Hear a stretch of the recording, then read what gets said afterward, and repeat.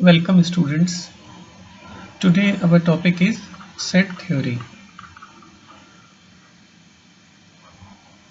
So what is the purpose of this chapter? So first of all you should know that this chapter is very important, and whatever you do in the listing part, huh, that you want to make a list of all the vowels in English alphabet. You want to make the list of all top 5 students in maths, in science, like that. So whatever listing you want to do in your life, that come under set theory, huh? So listing of what? तो listing if we जैसे ही हम सुनते हैं listing, तो listing सुनते ही जैसे हम list करना चाहते हैं कि भाई ऑल द इंटेलिजेंट स्टूडेंट्स, हम उनको भी लिस्ट करना चाहते हैं। हाँ, तो उस तरीके से हम सेक्रेड रिवर्स, हम जितनी भी रिवर्स हैं सिटी में या कंट्री में, उनको भी लिस्ट करना चाहते हैं। अच्छा, फिर हम ऑल द वॉवल्स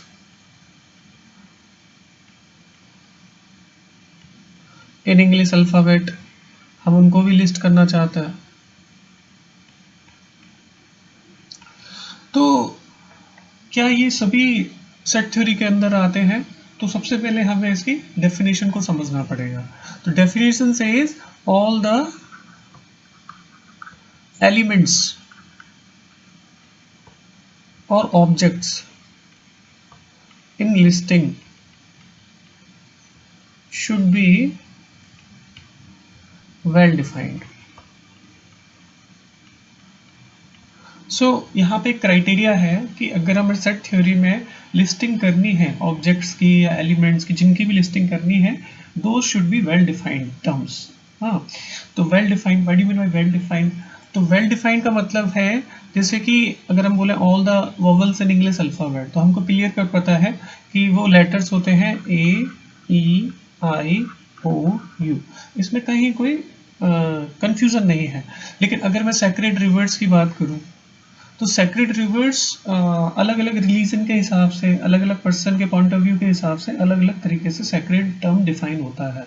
तो द सेक्रेड रिवर्स की लिस्टिंग करना is not like a well defined term, is not for layman, for ordinary person. So it changes person to person, है ना? तो इस तरह की लिस्टिंग को वेल डिफाइंड नहीं बोलेंगे। अब उसी तरीके से इंटेलिजेंट स्टूडेंट्स, तो इंटेलिजेंट स्टूडेंट्स लाइक अगर कोई टीचर स्पोर्ट्स एक्टिविटीज़ में इन्वॉल्व है, तो वो इंटेलिजेंट स्टूडेंट अलग होंगे स्पोर्ट्स में भी, और पढ़ाई में, स्टडीज़ में जो इंटेलिजेंट स्टूडेंट्स हैं वो अलग होंगे। सो इंटेलिजेंट स्टूडेंट्स जो टर्मिनोलॉजी है that is not well defined, right? So this type of terms does not come under set theory. So when you are studying the set theory, then you should be very much clear about the things, about the objects, about the elements, हाँ।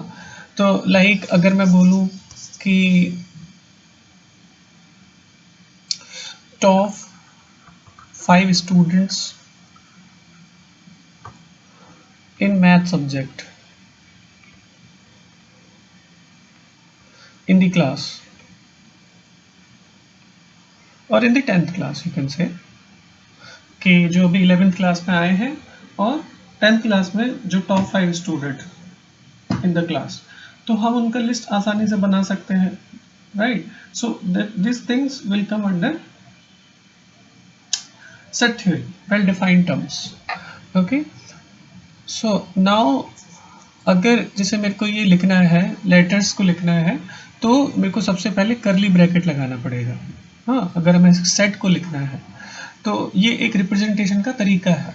हाँ, तो करली bracket and then फिर एक letter, then comma, then E, then I, then O and then U, इस तरीके से, तो सेपरेटेड बाई कॉमास।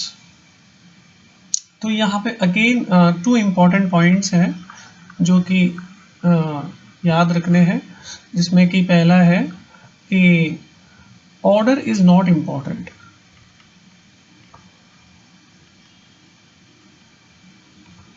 ठीक है?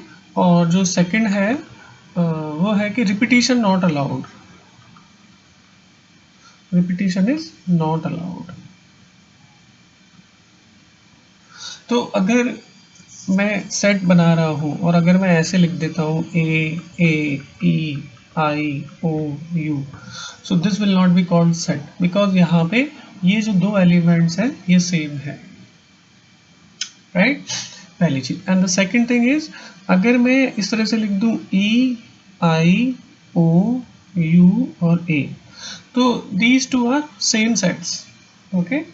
तो अगर मैं चाहे ऐसे लिखूं A, E, I, O, U और E, I, O, U, A are the same thing, this will also be called the same set, okay? So these two things you should know when you are studying the set theory, okay? Then we will discuss the definition representations of the set, okay? Thank you.